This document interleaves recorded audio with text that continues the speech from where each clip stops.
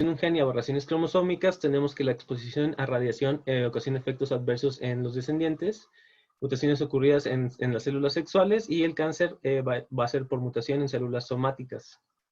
Los efectos heredables pueden ser ya sea efectos mendelianos, que son en los cromosomas sexuales, aberraciones cromosomales, o pueden ser multifactoriales. Las mutaciones en genes, como en el gen HTT, va a derivar en Corea de Huntington.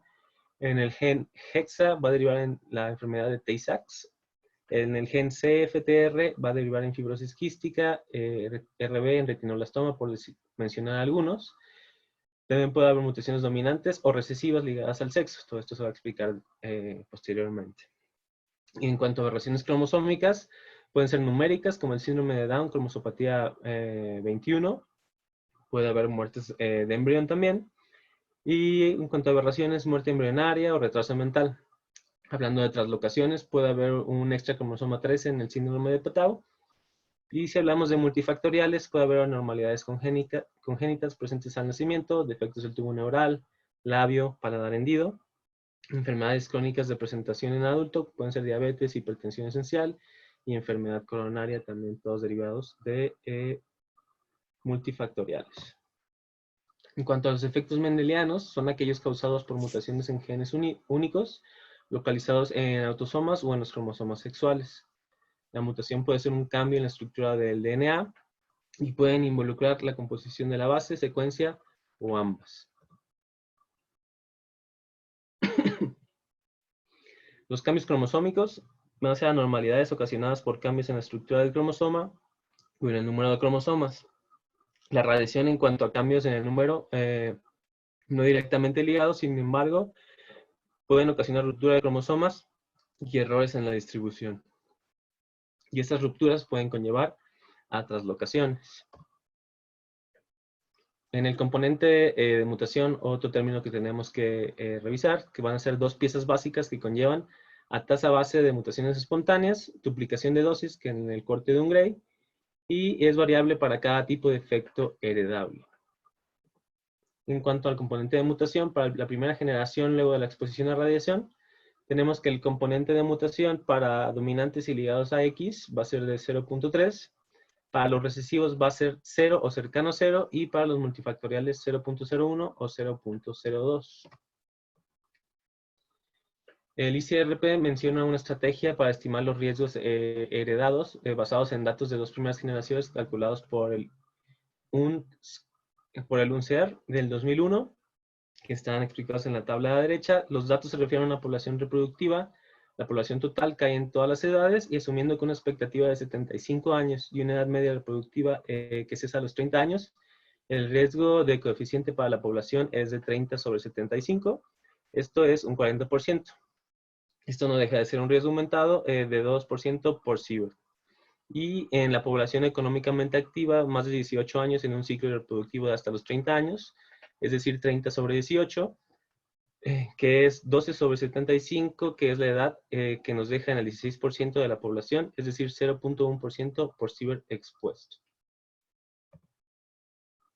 Y el riesgo, ponemos un ejemplo, riesgo calculado con dosis gonadal, 0.41% menos 0.64% por ciber en niños, un individuo irradiado con una población total de 0.2% por ciber por individuo en la población ocupacionalmente expuesta, que va a ser 0.1% por ciber por individuo.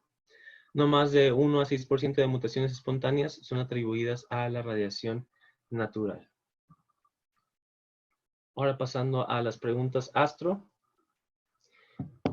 ¿Estas quieren que las explique yo rápidamente o quieren que se pregunten a...? No, velas explicando para no retrasarnos. Ok, perfecto. La primera pregunta es sobre carcinogénesis radioinducida. ¿Es la radiación tímica durante la infancia demostró incremento en la incidencia de? Las personas tratadas con radiación cuando infantes por un carcinoma tímico de grandes dimensiones fueron registradas en tener una alta incidencia de carcinoma tiroideo. Entonces la respuesta es C. ¿Cuál de los siguientes órganos tiene el factor de peso tisular más alto? La respuesta es A. Debido a que los diferentes tejidos tienen diferente sensibilidad a la carcinogénesis por radiación, Para la estimación de riesgo y para fines de protección a la radiación, a los tejidos se le asignaron factores de pesos, que corrige la dosis absorbida que recibe un tejido para una dosis biológica equivalente. El factor de peso para mama es de 0.12, para vejiga y gónadas 0.05 y para cerebro y riñones es 0.01. ¿Cuál es el tipo más común de cáncer identificado en niños que estuvieron en Chernobyl en 1986? La respuesta es C, cáncer tiroideo. El carcinoma tímico fue el más común observado entre niños que vivieron en Chernobyl en ese tiempo con el accidente nuclear, resultado de un alto contenido ambiental de yodo radioactivo que se acumula principalmente en la glándula tiroides. Carcinoma tiroideo. Carcinoma tiroideo. En el estudio Childhood Survival Study, la incidencia de cuál de las siguientes malignidades no se elevó en niños irradiados en comparación con niños no irradiados como parte de su tratamiento. La respuesta es D, cáncer pancreático. En este estudio no se encontró evidencia de un incremento en la incidencia de cáncer de páncreas. En todos los demás tipos de cáncer enumerados aquí, sí hubo un aumento en su incidencia.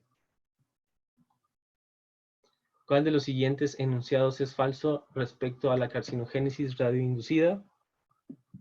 El uso de rayos X prenatal, es D, un radiooncólogo con una dosis de por vida equivalente a 250 milisieverts tiene un riesgo de aproximadamente 10% de desarrollar cáncer radioinducido.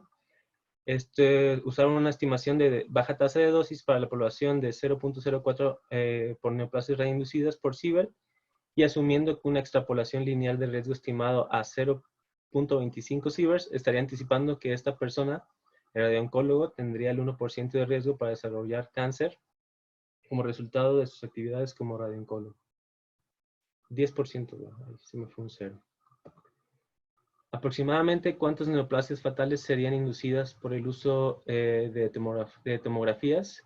Si 10 millones de personas reciben este tipo de examen radiológico con una dosis equivalente de 10 milisieverts, la respuesta es D, 5,000, usando el riesgo estimado de 0.01 por sievert para una población expuesta a rayos X de tomografías. Podríamos anticipar que 107 personas por 0.01 sieverts por persona por 0.05 de muertes por neoplasia radioinducida sería igual a 5,000 muertes por cáncer. La siguiente pregunta es, ¿cuál de las siguientes neoplasias radioinducidas tiene la media de periodo latente más corta? La respuesta es B, leucemia, como observamos en los estudios de las bombas nucleares. La leucemia inducida por radiación tiene la media de periodo latente de 3 a 7 años, promedio 5 años, mientras que los tumores sólidos no aparecen por lo menos hasta 10 años posteriores a la radiación o después de décadas, periodo de latencia más largo. La EPA estima que la fracción de número total de muertes anuales por cáncer de pulmón en Estados Unidos causada por exposición a radón es de aproximadamente, la respuesta es de 10 a 20%. La EPA estima que aproximadamente hay 20,000 a 160,000 muertes anuales por cáncer de pulmón en Estados Unidos cada año debido a exposición de gas radón bajo techo, debido a la producción de este gas resultado de decaimiento de productos relacionados con el radio. ¿Cuál de las siguientes condiciones tratadas con radiación es asociada con el incremento de incidencia en leucemia? La respuesta es espondilitis anquilosante. El tratamiento de espondilitis anquilosante en el pasado involucró la radioterapia y ha sido asociado con el incremento de incidencia de leucemia en esta población. La proteína de gen supresor P53 protege contra la formación de linfomas al detectar la siguiente lesión radioinducida. La respuesta es D, estimación mitótica sostenida detectada por la maquinaria P19ARF por mutaciones radioinducidas. La respuesta va a ser por diversos estudios que identifican a la maquinaria P19ARF a la proteína que controla la formación de linfomas. ¿Cuál de los siguientes enunciados sobre carcinogénesis radioinducida es correcta? C. El cáncer es el efecto estocástico de la radiación porque su severidad no es determinada por la dosis, pero su probabilidad de ocurrir sí lo es. El cáncer es un efecto estocástico de la radiación, su severidad no es determinada, pero la probabilidad de que ocurra sí es determinada por la dosis de radiación. Hay diferentes órganos que tienen diferentes riesgos de cáncer. Radioinducido, para radioisótopos depositados internamente, los sitios de depósito son factores adicionales para el riesgo específico por cáncer por órgano. La probabilidad de desorden hereditario en la primera generación de padres expuestos a radiación se estima que es aproximadamente de, la respuesta es C, 0.002 por Sievert. La estimación actual para el desarrollo de desórdenes hereditarios en niños de una persona irradiada es este número, 0.002% por Sievert. La dosis genéticamente significativa es resultado de procedimientos diagnósticos como tomografías o radiografías realizados en Estados Unidos anualmente. Se estima que es, la respuesta es B, 0.3 milisieverts. La dosis genéticamente significativa, que representa la dosis promedio a las gónadas calculada para reflejar el potencial de gestación de la gente que comprende la población, se estima que es 0.3 milisieverts para exposiciones de radiación por procedimientos de imagen diagnóstica. Y un hombre de 22 años completó un tratamiento de radioterapia para el linfoma de Hodgkin hace un año. De los últimos 6 meses, él y su esposa trataron de embarazarse sin éxito. El proceso, él expresó su preocupación a su radiooncólogo de que la exposición a radiación, dosis gonadal de 0.83 rays, lo pudo dejar estéril. ¿Cómo debería responder el radiooncólogo? La respuesta es E. Esta dosis debe interferir con la fertilidad por no más de un año. Es una infertilidad transitoria. Así que el paciente debe seguir intentando concebir un hijo. Se refiere que una dosis de 0.83 causará la baja significativa del conteo espermático, que puede resultar en oligospermia e infertilidad por al menos el siguiente año de radiación. Después de los 6 meses siguientes a la radiación, las espermatogonias mutadas madurarán y morirán, dando paso a nuevas células capaces de fecundar un óvulo, eliminando esta infertilidad, siendo solamente transitoria. Y eso sería todo.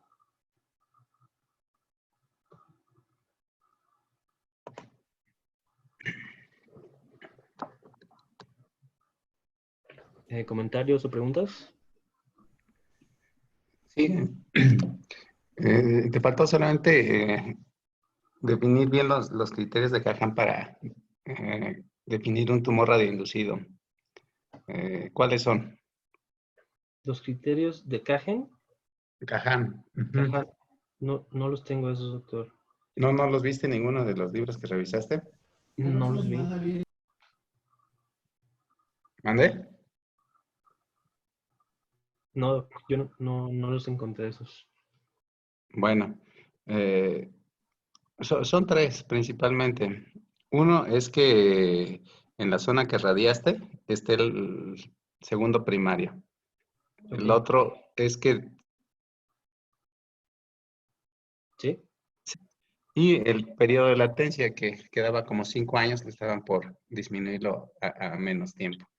Pero con esos 3 criterios puedes asumir que es un tumor por radiación más frecuente. Ok, perfecto.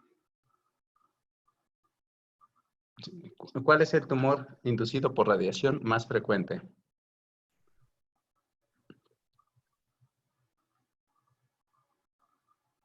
¿El tumor sólido? Sí. Mencionaban mucho los carcinomas tiroideos. No, por radiación están dentro de los tumores inducidos por radiación más frecuentes, y sobre todo a nivel craneal en los niños que radiaron por tinea capitis. Los meningiomas fueron los tumores inducidos por radiación más frecuente. Meningiomas, que ni siquiera es un tumor maligno. Así es. Otros tumores que se han asociado al empleo de radiación son angiosarcomas en cáncer de mama y cáncer de mama en pacientes que se radiaron por linfomas. Personalmente me ha tocado ver tumores radioinducidos. Vi dos, pero fueron atendidos con bombas de cobalto. Con aceleradores lineales, yo no he visto un tumor inducido por radiación. En el libro mencionan la leucemia, se atribuye principalmente al uso de fármacos, y los tumores sólidos al uso de radiación, pero los dos son complementarios. Si tienen participación tanto radio como quimio, se potencian los efectos para causar tanto tumores sólidos como leucemias, y de las leucemias la LMA es la más frecuente. Y por último, un comentario. Así como cuando un paciente está en tratamiento por radiación, todo el mundo le atribuye a la radiación todos los efectos, ¿no? Sí. Entonces, igual un detalle que analicé cuando estudié la vida de Marie Curie es que tanto ella como su hija estuvieron en Ypres, que fue donde explotó la primera bomba con gas mostaza, con mostaza nitrogenada. Entonces, me queda mucho la duda que si fue la exposición a radio el detonante de lo que ellos tuvieron, que nunca se supo si era LMA, un síndrome mielodisplásico, anemia plástica, pero las dos fallecieron de lo mismo. Pero ese evento en sus vidas estuvieron con un carro Renault sacando placas en Ypres, que fue donde se detonó la primera bomba con gas mostaza. Es un detalle que a mí me llamó la atención porque creo que eso fue más detonante para ellas, para este efecto, que la exposición a radio.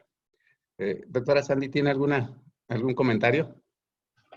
Sí, para, bueno, alguien que pueda responder, ¿qué es un efecto determinista, un efecto estocástico?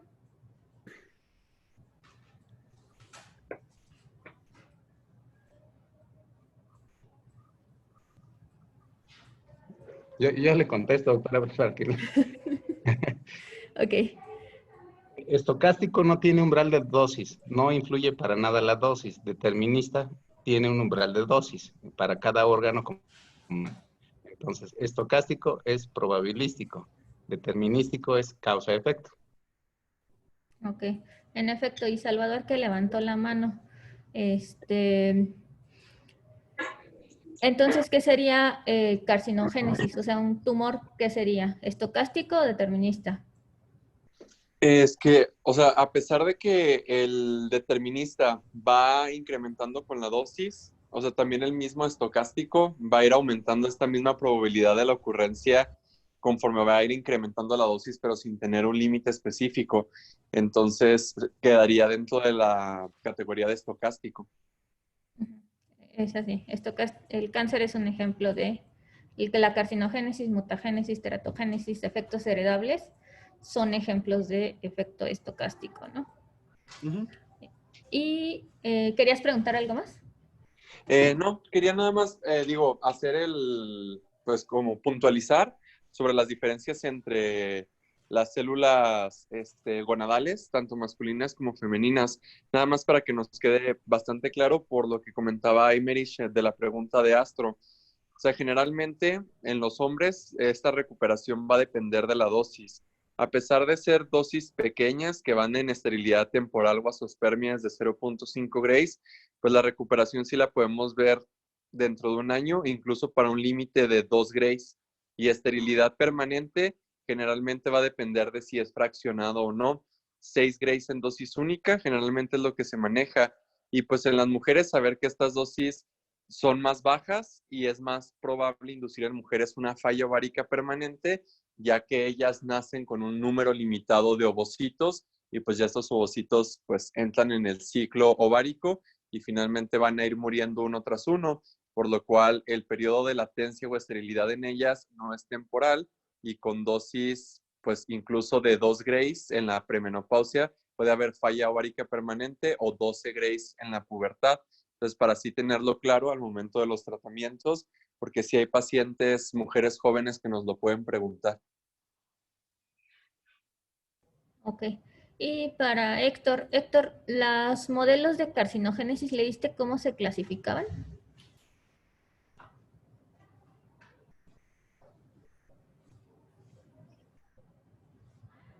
No recuerdo específicamente. Ok. ¿Cuáles modelos conoces?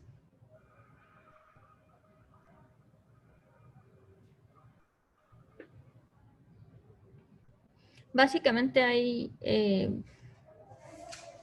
dos grandes divisiones, uno que es a corto plazo, a largo plazo, y el que unifica tanto corto y largo plazo. El corto plazo ya lo hemos escuchado, es el lineal cuadrático exponencial.